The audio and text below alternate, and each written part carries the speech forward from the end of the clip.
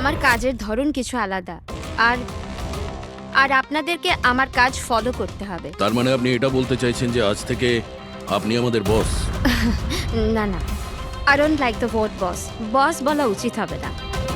দেখুন, আমি এখানে এসেছি আপনাদের কেসগুলো স্মুথলি হ্যান্ডেল করার জন্য, আর আমি চাইবো যে এখানে আমার ডিসিশনে ফাইনাল হবে। দেখুন প্লিজ, রাগ হওয়ার কোনো কারণই নেই, কারণ আমি শুধু অর্ডার্স ফলো করছি। ইনফ্যাক্ট আমার কাছে অর্ডার্স আছেও, আর এখানে পরিষ্কার লেখাই আছে যে আজকের পর যে কেসেরই আপনার ইনভেস্টিগেশনস করবেন ওটা আমার নজরের মধ্যে থাকবে। ইনফ্যাক্ট আমার লুক রাখতে হবে, আর প্রত্যেকটা ইনভেস্টিগেশন কেসের রিপোর্ট আমাকে দিতে হবে, and that also includes forensic investigation. আর এখানে এটাও লেখা আছে যে কোনো সাসপেক্টের সাথে যে কোনো ফিজিক্যাল ভায়োলেন্স করার আগে আমাকে জিজ্ঞেস করতে হবে। আর দেখুন, হ্যালো এসিপি প্রদ্যুমান। আচ্ছা ঠিক আছে, আমরা আসছি। ওকে, দুটো খুন হয়েছে, আমাদের বেরোতে হবে। এত তাড়াতাড়ি বেরোবেন আপনারা? ফাইন্ড আউট করবেন না যে ওই কলটা ফ্রড নাকি সত্যি সত্যি মার্ডার হলো কিনা, এভাবে বেরিয়ে যাবেন?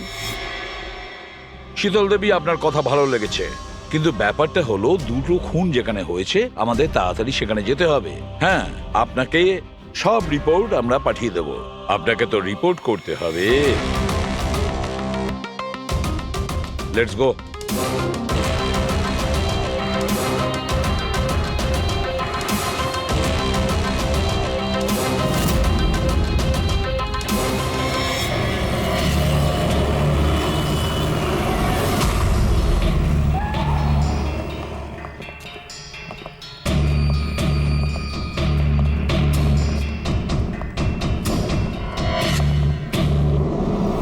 কোথায় খুন হয়েছে জানি না।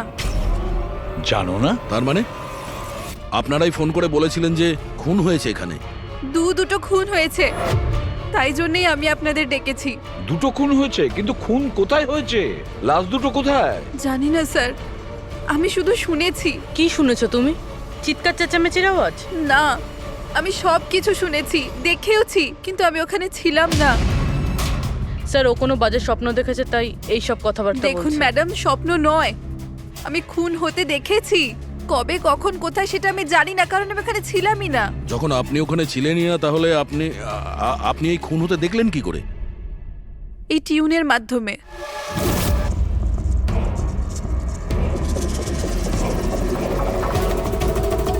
এই বিটটায় অনেক বৃষ্টি হচ্ছে, আশেপাশে গাছ আছে, আর একটা ভাঙা বোটও আছে।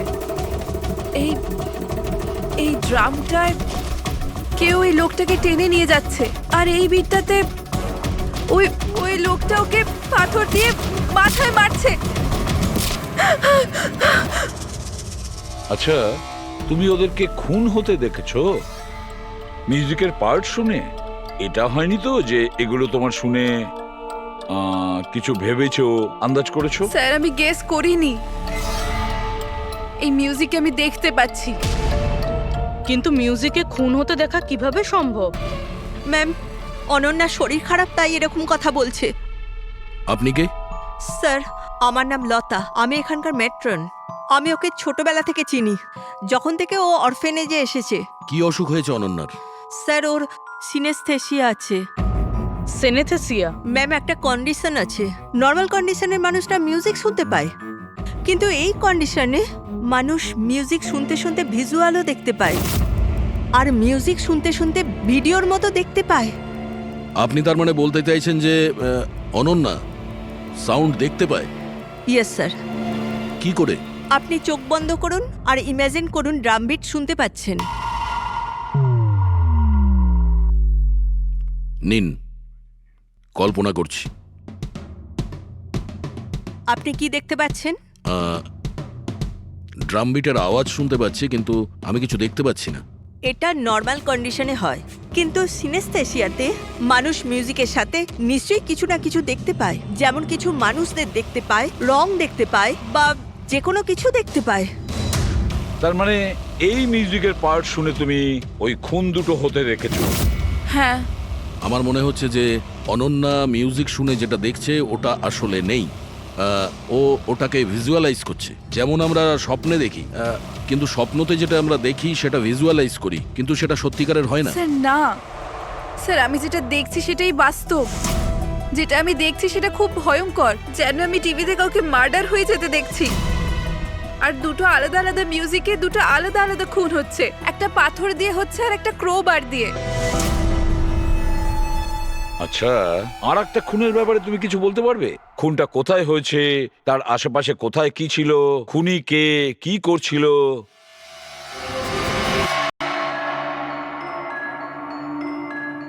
আশেপাশে পাহাড় আছে, একটা লোক নিচে পড়ে আছে, নিজেকে বাঁচানোর চেষ্টা করছে। স্যার ও এসে গেছে, এসে গেছে স্যার। ও ওকে মারছে ক্রোবার দিয়ে, স্যার বারবার মেরে যাচ্ছে। ব্যাস, খুনির ফেস তুমি দেখোনি। ঠিক আছে, আমরা এই কেসের ইনভেস্টিগেশন করব। স্যার আমি এরকম কেসের ব্যাপারে তো শুনিনি। কিন্তু পুরবী যেভাবে ও ডিটেলসে আমাদের গল্পটা বলছিল, সন্দেহ হচ্ছে আমার সত্যি ঘটনা বলছে না তো। স্যার, আমার কিছু মনে আসছে, যেরকম এই মেয়েটা বলল এরকম আমি কোথাও পড়েছিলাম স্যার। কোথাও পাথর দিয়ে খুন করা হয়েছে। তাহলে একটা কাজ করো দয়া, ক্রাইম ব্রাঞ্চে খোঁজ নাও যে এরকম দুটো কেস হয়েছে কিনা। Okay sir. স্যার, যেরকমটা আপনি বলেছিলেন ঠিক এরকমই কেস 2 মাস আগে পুনেতে হয়েছিল। তাকে পাথর দিয়ে হত্যা করা হয়েছিল। আর স্যার ক্রোবার দিয়ে মার্ডার পানভেলে হয়েছিল এই ধরুন 6 মাস আগে। তো সেগুলোর ফাইল এনেছেন এখানে? Yes, yes, yes. Sir sir এই কেসগুলো। আর এটা হলো Panvel murder case file. Panvel, ঠিক আছে, থ্যাংক ইউ ভেরি মাচ। আপনারা যেতে পারেন।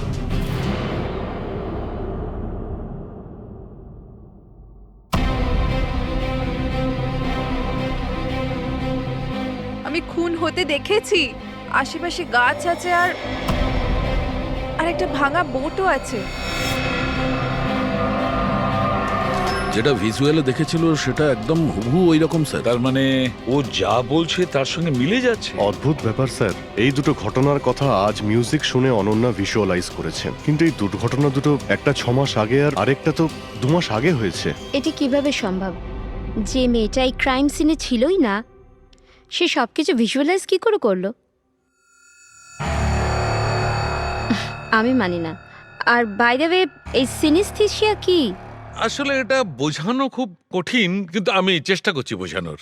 দেখুন, ব্যাপারটা হচ্ছে যখন আপনি কোনো বিশেষ জিনিসের ঘ্রাণ নেন, তখন তার সঙ্গে জড়িত সমস্ত স্মৃতি আপনার মনে আসে। এটা ধরুন কোনো বিশেষ ব্যক্তি বা কোনো বিশেষ জায়গা, সবকিছু। ধরে নিতে পারেন যে এই গন্ধ এক প্রকার আপনার মেমারিকে ট্রিগার করে, কিন্তু এটা শুধুমাত্র সিনেস্থেসিয়ার কন্ডিশনই হতে পারে। এই কেসে সুগন্ধর জায়গায় কোনো মিউজিকে পেয়ে গেছে। এক্স্যাক্টলি। এবার দেখুন, মেয়েটি একটা বিশেষ ধরনের মিউজিক শুনেছে। ওই মিউজিকটার একটা বিশেষ জায়গায় একটা বিশেষ ধরনের প্রিলিউড ব্যবহার করা হয়েছে, যেটা ওকে একটা গাছের স্মৃতি মনে করিয়ে দেয়। আর আরেকটা ইনস্ট্রুমেন্টেও লোকটাকে দেখেছিল। এক্স্যাক্টলি। বাস আমার মনে হয় খুনি এই খুনের ঘটনাটাকে কোনো বিশেষ পদ্ধতিতে মিউজিকে কনভার্ট করেছে। মানে হচ্ছে যখন মিউজিক বাজে তখন ওই ঘটনার সঙ্গে জড়িত সমস্ত জিনিস, সমস্ত জায়গা স্মৃতিকে আলোড়িত করে। কিন্তু এই সমস্ত কিছু সেই ভিজুয়ালাইজ করতে পারে যার সিনেস্থেসিয়া রোগ আছে, অন্য কেউ নয়। আর এটাই ওই অরফানেজের মেট্রনও বলেছে। আপনাদের কাছে এইসব কিছু অদ্ভুত লাগছে না? যাই হোক, কেস সলভ করা আমাদের কাজ। স্যার, হতে পারে এই খুনিরও এই সিনেস্থেসিয়ার অসুখ আছে, আর ওই এই মিউজিক রেকর্ড করেছে, কারণ এই মার্ডার আর ক্রাইম সিনের ব্যাপারে ওই জানে। কিন্তু জানতে কি করে পারবো যে এই মিউজিকটা কম্পোজ করে ইন্টারনেটে কে আপলোড করলো? আর সেটা খুঁজবোই বা কি করে স্যার? ফেডরিক, ইন্টারনেট খোলো, দেখো ইন্টারনেটে এই পার্টিকুলার মিউজিক পিসগুলো যেগুলো দুটো কেসে আছে সেগুলো কোথাও আছে কিনা।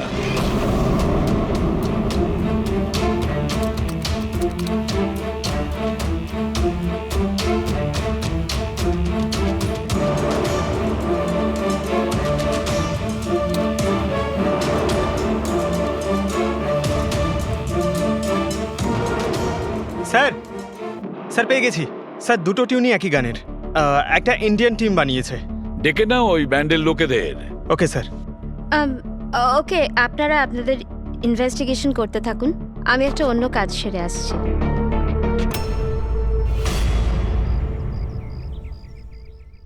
অনন্যা, আমার নাম শীতল। আমার তোমার সাথে কিছু কথা বলার ছিল, আমরা কি কথা বলতে পারি? অনন্যা, দেখো অনন্যা, আই প্রমিস বেশি সময় নেব না, ব্যাস 5 মিনিট।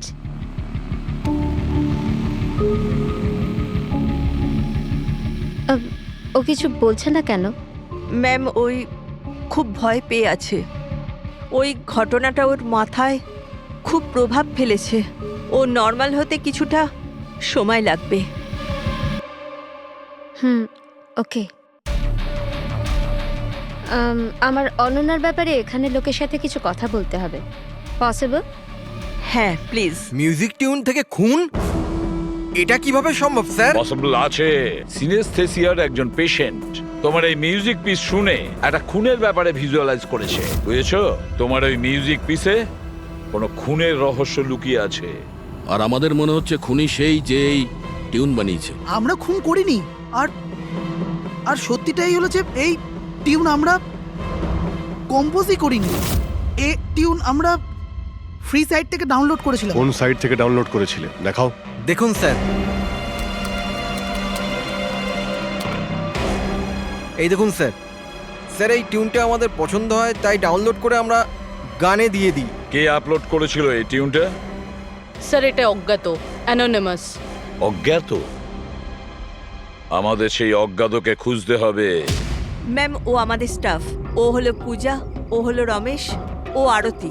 এমনিতে ও এনজিওতে কাজ করে, কিন্তু আমাদের এখানে প্রায় আসা যাওয়া করে। আপনাদের কিছু বলার ছিল অ্যাকচুয়ালি অনন্যার ব্যাপারে।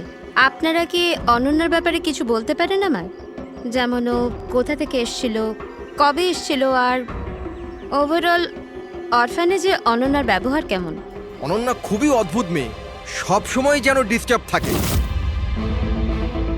ও এখানে কবে এসেছিল? ছোটবেলা থেকেই, কিন্তু ওকে ভিন্ন ভিন্ন দুবার লোকে অ্যাডপ্ট করেছিল, কিন্তু জানি না কেন কিছুদিন রাখার পর আবার এখানে এসে ফিরিয়ে দেয়। কেন? এর কারণ? নিশ্চয়ই ওর খারাপ ব্যবহারের জন্য, ওর মাঝে মাঝে ঝগড়া করার জন্য, মাঝে মাঝে ভায়োলেন্ট হয়ে যেত। ব্যাস এই অভ্যেসটা ওর ছোটবেলা থেকেই ছিল। কি ভুলভাল বলছো তুমি? অনন্যা এমন নয়, এসব ভুল বলছে। ম্যাম সত্যি আমি এখানে প্রায়ই আসা যাওয়া করি, কিন্তু কখনো অনন্যাকে এমন আচরণ করতে দেখিনি। ও সবই ভুল বলছে। তো তাহলে সত্যিটা কি? সত্যিটা এটাই, অনন্যা ছোট থেকে খুব কষ্টে বড় হয়েছে। হ্যাঁ, এর জন্য কখনো কখনো ও অদ্ভুত ব্যবহার করে থাকে। অদ্ভুত ব্যবহার নয় ম্যাডাম, এটা ভেবে নিন অনন্যাকে যদি কেউ ক্রস করেছে তাহলে ওর সাথে দুর্ঘটনা হবেই হবে। এই তো আগের মাসে অরফানেজের বাচ্চাদের সাথে কি হয়েছিল মনে নেই নাকি? কেন ভুলভাল বলছো? কি হয়েছিল বলো। ম্যাম আগের মাসে একটা বাচ্চার ফুড পয়জন হয়ে গেছিল, আর ওই দিনই ওর ঝগড়া অনন্যার সাথে হয়েছিল। আচ্ছা, তার মানে তুমি বলছো যে এটা অনন্যা করেছে? হ্যাঁ। ভেবে চিন্তে কথা বলো রমেশ, খুবই বাজে কথা বলছো অনন্যার নামে। মেট্রন, অনন্যাকে অরফানেজ থেকে 2টো ফ্যামিলি অ্যাডপ্ট করেছিল, কিন্তু তারা ফেরত দিয়ে যায়। এর পিছনে কোনো কারণ তো থাকবেই, হয়তো অনন্যারই কোনো দোষ ছিল, খামতি ছিল। আমি মানতে পারলাম না। এনিওয়ে, অনন্যার ব্যাপারে কি কোনো ফাইল আছে যেখানে ওসব ডিটেলস আছে? সেটা কি আমি দেখতে পারি? হ্যাঁ নিশ্চয়ই।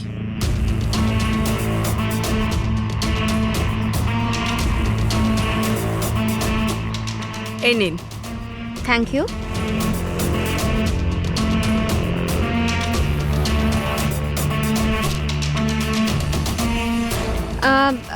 থ্যাংক ইউ মেট্রন, কিন্তু আমাকে এখনই বেরোতে হবে। আচ্ছা, আমি এই ফাইলটা কদিন বাদে ফেরত দিলে কি চলবে? হ্যাঁ।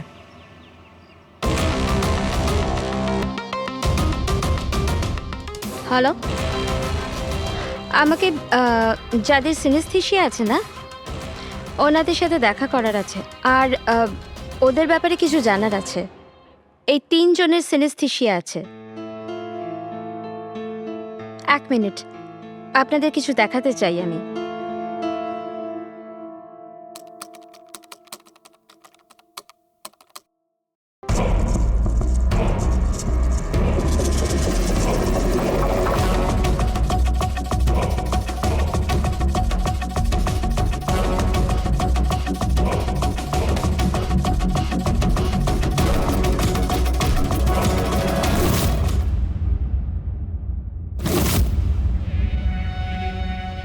এখন আপনি বলুন, আপনি এই টিউনটা শুনে কি ভিজুয়ালাইজ করলেন?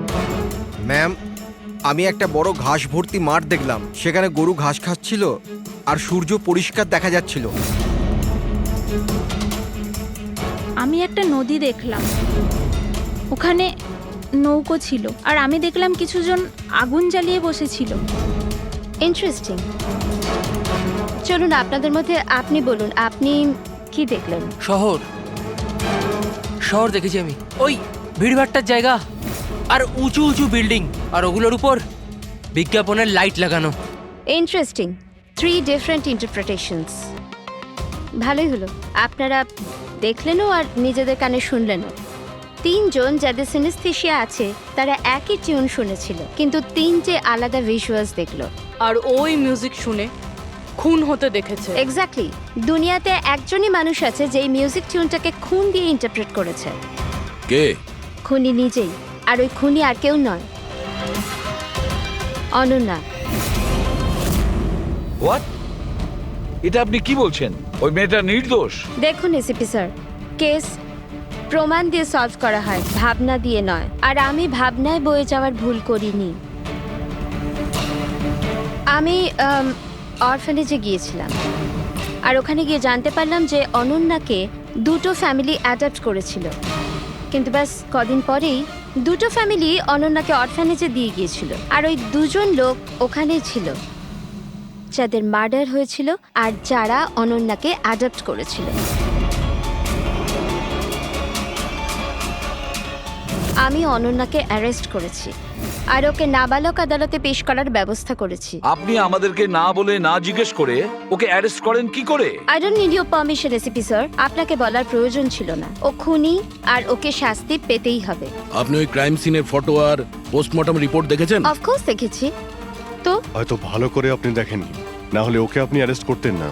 খুনি অনেক শক্তি প্রয়োগ করেছিল খুন করার জন্য। একটা 15 বছরের মেয়ে 2জনকে এত নৃশংসভাবে খুন করতে পারে না। আপনার ওই মেয়েটাকে বাঁচানোর চেষ্টা করছেন। দেখুন, মেয়েটি নির্দোষ, আর আমরা কোনো নির্দোষের শাস্তি চাই না। অনন্যা খুনি, এর শাস্তি ওকে পেতে হবে, তাই ওকে অ্যারেস্ট অর্ডার দিয়েছি। আর এটা আমার ডিসিশন, আর এটাই ফাইনাল ডিসিশন। আপনারা শুধু সময় নষ্ট করছিলেন। আর হ্যাঁ, এই মিডিয়াকে এই কেসটার ব্যাপারে জানাতে হবে।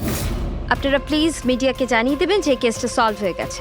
আপনি যদি কেস সলভ করেন আপনিই বলে দিন, আমাদেরকে কেন বলছেন? ফাইন, নো প্রবলেম, আমি বলে দেব।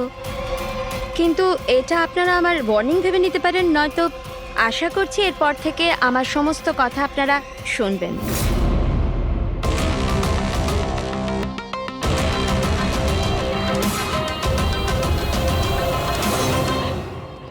আপনারা এটা জেনে খুবই খুশি হবেন যে এই কেসটা সলভ হয়ে গেছে। ম্যাম, কে খুনি? খুনি একটা 16 বছরের মেয়ে যার নাম অনন্যা।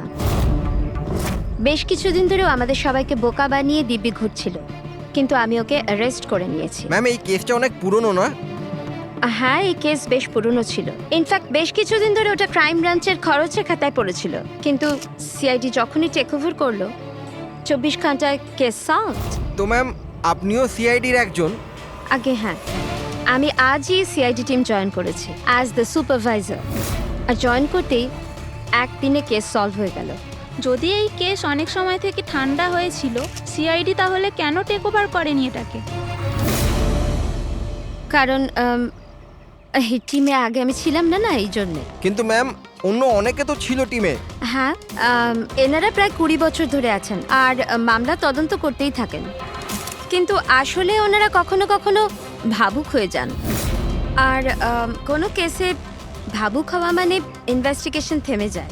ইনভেস্টিগেশনের জন্য কেবল লজিকের দরকার, যেটা আমি করেছি, আর কেস সলভ হয়ে গেছে। এক মিনিট, আমি আপনাদের ভুল ধারণা শুধরে দিচ্ছি। আসলে এই কেসটা এখনো পুরো সলভ হয়নি। হয়নি? এই তো একটু আগে বললো যে কেস সলভ হয়ে গেছে।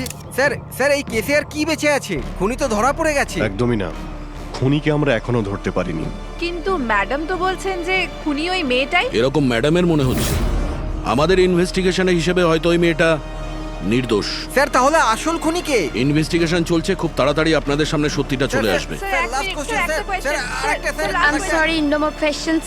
সময় নেই আর। Thank you so much for coming. Thank you. আপনাদের সাহস কিভাবে হয় এই মিডিয়ার সামনে আমাকে ইনসাল্ট করার? আপনাদের এই ব্যবহারটা আমি দেখে নিলাম, and trust me, there will be consequences. খুব দ্রুত আমাদের খুনিকে ধরতে হবে, না হলে শীতল পদে পদে আমাদের বাধা দেওয়ার চেষ্টা করবে। অভিজিৎ, প্রথমে এটা খোঁজ নিয়ে দেখতে হবে যে ও যে সময় খুন হয়েছিল তখন ও কোথায় ছিল। আমাদের একটা টিম পুনে পাঠাতে হবে এই কেসটাকে তদন্ত করার জন্য, আর আরেকটা টিম পাঠাতে হবে পানভেলে। আপনারা এটা জেনে খুবই খুশি হবেন যে এই কেসটা সলভ হয়ে গেছে। খুনি একটা 16 বছরের মেয়ে। ইনফ্যাক্ট বেশ কিছুদিন ধরে ওটা ক্রাইম ব্রাঞ্চের খরচের খাতায় পড়েছিল, কিন্তু সিআইডি যখনই টেক ওভার করলো 24 ঘন্টায় কেস সলভড।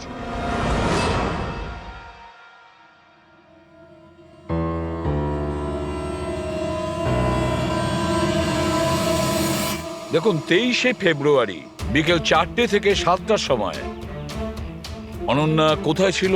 সাধারণত তখন বাচ্চারা বাইরে যায় খেলতে, আর 9টার মধ্যে চলে আসে।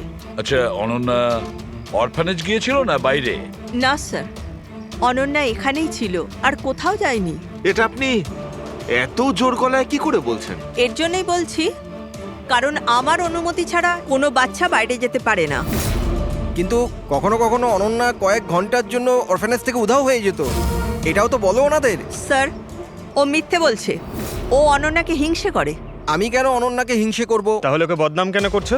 আমাদেরকেও বলেছে এখানে কিছু কিছু লোকের পেছনে লাগে। স্যার, আমি শুধু অনন্যার ব্যাপারে আপনাদের খোঁজ খবর দিচ্ছিলাম। তাহলে এটাও বলো না যে আগের বছর অনন্যা তোমার নামে কমপ্লেন করেছিল। এর বিরুদ্ধে কেন? স্যার, ও এখানের বাচ্চাদের মারতো। অনন্যা ওর নামে কমপ্লেন করেছিল, সাসপেন্ডও হয়েছিল। তখন থেকে অনন্যাকে ঘৃণা করে।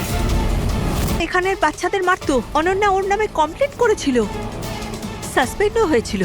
তখন থেকে অনন্যাকে ঘৃণা করে। একটা কথা বলো, অনন্যাকে ওই মিউজিক পিস শুনতে কে বলেছিল? স্যার, ইনি। হ্যাঁ স্যার, অনন্যা মিউজিক পছন্দ করত। অনেকবার ওকে নানা ধরনের গান শুনতে দেখেছি। এর জন্য ওকে আমি মিউজিক শুনতে দিতাম। বুঝতে পারিনি এতে প্রবলেম হয়ে যাবে। আচ্ছা, আপনাদের মধ্যে কি কেউ মিউজিক ইনস্ট্রুমেন্টস বাজাতে জানেন? স্যার, আমি পিয়ানো বাজাতাম। স্যার, আমিও পিয়ানো বাজাই। আচ্ছা, একটা কথা বলুন, যেদিন পুনেতে খুন হয়েছিল সেদিন আপনারা কোথায় ছিলেন? আমরা সব বাচ্চাদের নিয়ে পুনা গিয়েছিলাম। সেদিন আপনারা সবাই পুনাতে ছিলেন? কি ছিল ওখানে? ওখানে একটা ইভেন্ট ছিল, তাই। স্যার, হ্যাঁ, এরা প্রত্যেকে সাধু সাজার নাটক করছে।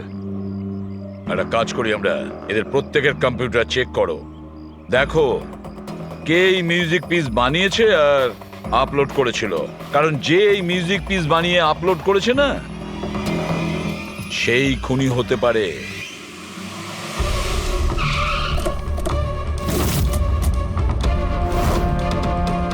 এই মেয়েটা এখানে 2 মাস আগে এসেছিল। হ্যাঁ ম্যাম, এই 2 মাস আগে একটা এনজিও ইভেন্ট অর্গানাইজ করেছিল, তো ওই ইভেন্টে ও ডান্স করতে এসেছিল। ও খুব ভালো ডান্স করেছিল sir. She is a very talented girl. আর ওই দিনই এখানের আশেপাশে একটা খুন হয়েছিল। খুন তো হয়েছিল স্যার, কিন্তু যে জায়গায় খুন হয়েছিল সেটা এখান থেকে প্রায় 1 ঘন্টার রাস্তা হবে। আর এই ইভেন্ট ওই দিন কটার সময় শুরু হয়েছিল? 5টার সময় শুরু হয়েছিল, রাত প্রায় 8টার সময় শেষ আচ্ছা, হয়েছিল। আপনাদের কি মনে আছে এই মেয়েটা পুরো সময় ইভেন্টেই ছিল নাকি এখান থেকে অন্য কোথাও গিয়েছিল? এই মেয়েটা 6টার সময় স্টেজে উঠেছিল, আর ইভেন্ট শেষ হওয়া পর্যন্ত স্টেজেই ছিল। স্যার, মেডিকেল রিপোর্ট অনুযায়ী খুন 3টে থেকে 6টার মধ্যেই হয়েছে। এই দেখো, এটা হচ্ছে সেই জায়গা যেখানে খুন হয়েছিল, আর এই জায়গায় ইভেন্ট ছিল। এখান থেকে এখানে পৌঁছানোর জন্য মিনিমাম 1 ঘন্টা লাগে। স্যার, হতে পারে ও দুপুরবেলায় বেরিয়ে গেছিল, খুন করে তারপরে ইভেন্ট জয়েন করেছিল। আরে না না ম্যাম, এরকম কিছুই হয়নি। অ্যাকচুয়ালি ইভেন্ট শুরুর আগে আফটারনুনে রিহার্সাল ছিল, আর ওই মেয়েটা ওখানে 4টে পর্যন্ত ছিল। আর এরপর 5টা থেকে সমস্ত স্টুডেন্ট ব্যাক স্টেজে এক জায়গায় হচ্ছিল। 4টের সময় রিহার্সালে ছিল, হ্যাঁ। আর 5টার সময় ব্যাক স্টেজ। Yes. আর একটু আগে আপনি বললেন 6টার সময়ও স্টেজে ছিল। যদি এটা হয় তো অনন্যা খুন কি করে করবে? আর যদি অনন্যা খুন না করে থাকে তাহলে খুন করলোটা কি? সমস্ত রিপোর্ট আর এভিডেন্স তৈরি করার পর আমার মনে হচ্ছে যে অনন্যা নির্দোষ। আপনার কোনো অবজেকশন? No your honour. কিন্তু স্যার এনার কাছে পুনের মার্ডার কেসের এভিডেন্সের রিপোর্ট আছে। পানভেল মার্ডার কেসে নির্দোষ প্রমাণ করার কোনো এভিডেন্স বা কোনো রিপোর্ট নেই। এরকম হতে পারে যে অনন্যা অরফানেজ থেকে বেরিয়ে গিয়েছিল আর মার্ডার করে আবার ফিরে গিয়েছিল। It can be possible, right sir? আপনার কাছে যদি কোনো প্রমাণ থাকে তো প্লিজ দিন, যাতে এটা প্রমাণ হয় যে যখন খুন হলো অনন্যা পানভেলে ছিল। দেখুন, এভিডেন্সেস আর সাক্ষ্য প্রমাণ অনুযায়ী এই কেসটা ডিসমিস করে দেওয়া হচ্ছে। অনন্যাকে দয়া করে ছেড়ে দিন।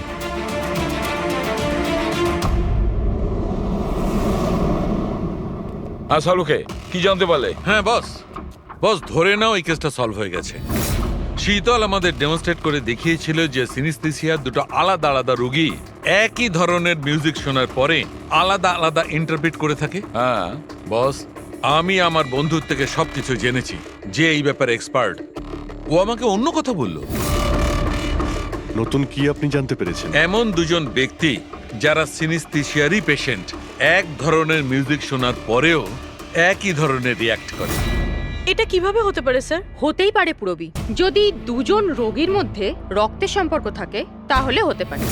ও শীতল যা বলেছিল সেটাও ঠিক ছিল, কিন্তু সম্পূর্ণভাবে ঠিক ছিল না। কিছু রেয়ার কেসে এরকমটা হয়, যেমন আমার বন্ধু বলেছে। হ্যাঁ, কিন্তু দুজন রোগী যদি একই পরিবারের হয় তবে কাকা, জ্যাঠা বা ভাইও হতে পারে। না না, ইমিডিয়েট ফ্যামিলি মেম্বারই হতে হবে, যেরকম মা বাবা, ভাই বোন।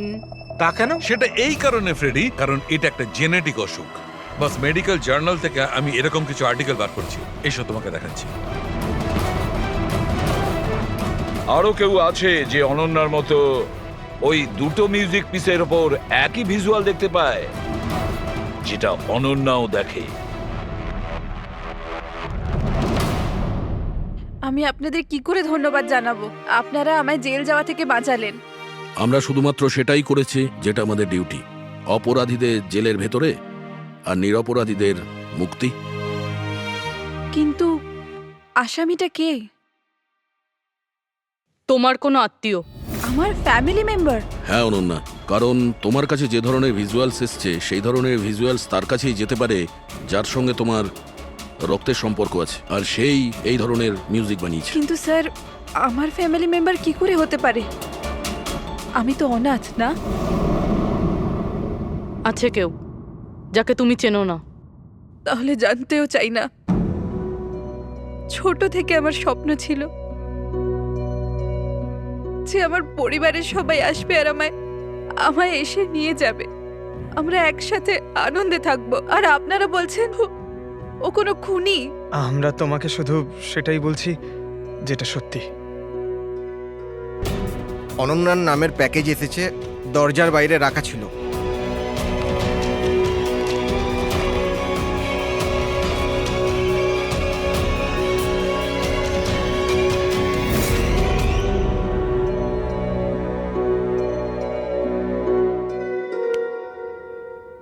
Pen drive?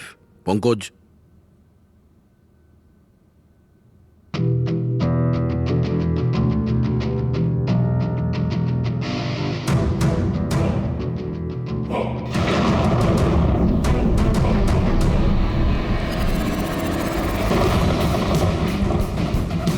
আমি বাড়ি দেখতে পাচ্ছি, খুব বিদ্যুৎ চমকাচ্ছে।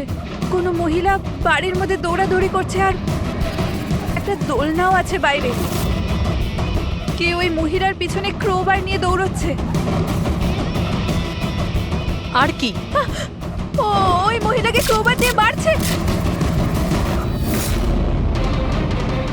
কাকে মারতে দেখলে? জানি না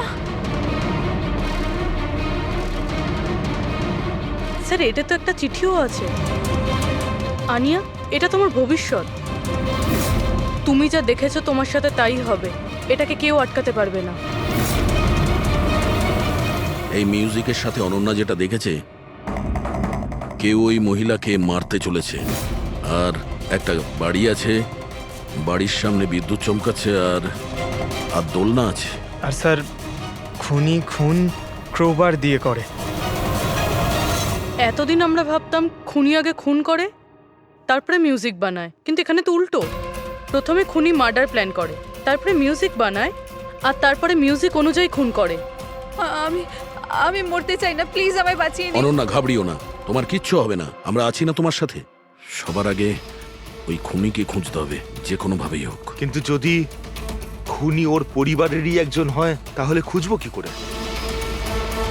ওকে খোঁজার আগে আমাদের এটা জানতে হবে যে 16 বছর আগে অনন্যাকে অরফানেজে নিয়ে এসেছিল কে। হয়তো জানতে পারে অনন্যার ফ্যামিলি সম্পর্কে। আপনাদের কিছু মনে আছে কে ছিল যে অনন্যাকে এখানে রেখে গেছে? না, মনে তো নেই। 16 বছর আগে কেউ ওকে বাইরে ছেড়ে চলে গিয়েছিল।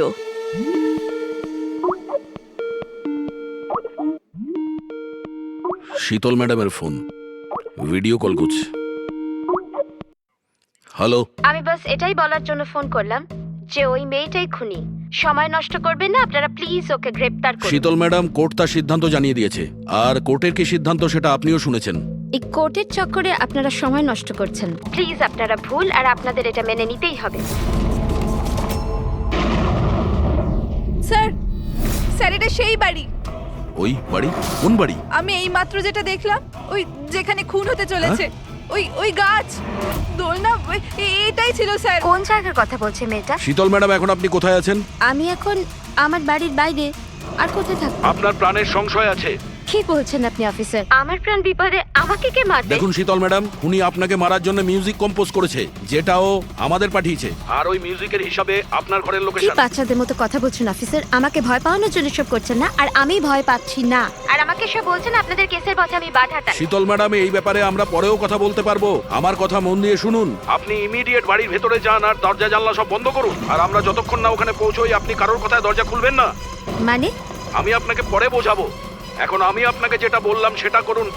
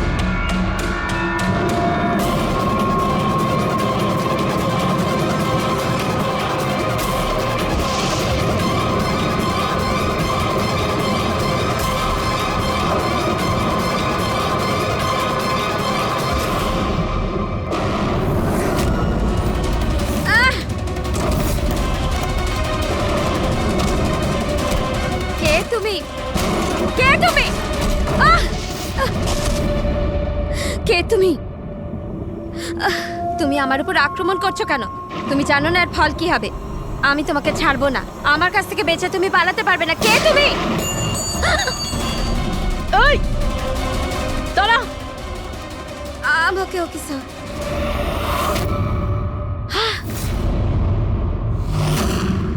আরতি, তুমি?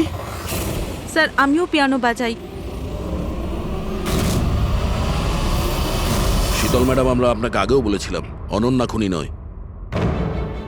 আই এম সরি স্যার, আমার আপনাদের কথা বোঝা উচিত ছিল। আমি আমার মতো করে ইনভেস্টিগেশন করেছিলাম, আর আপনারা আপনাদের মতন। আমরা দুজনেই আমাদের ডিউটি করেছিলাম অফিসার। ট্রাস্ট মি, আমার ক্যারিয়ারে প্রথম হলো যে আমার জাজমেন্ট ভুল হলো। ওটা ঠিক আছে, আপনার মাথায় আঘাত না লেগেছে। না না, আই এম ওকে। ফ্রেডি, অ্যাম্বুলেন্সকে ফোন করো তাড়াতাড়ি।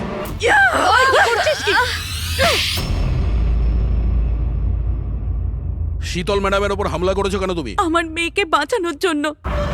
কোন মেয়েকে বাঁচানোর জন্য? অনন্যাকে। অনন্যা আমার মেয়ে হয়।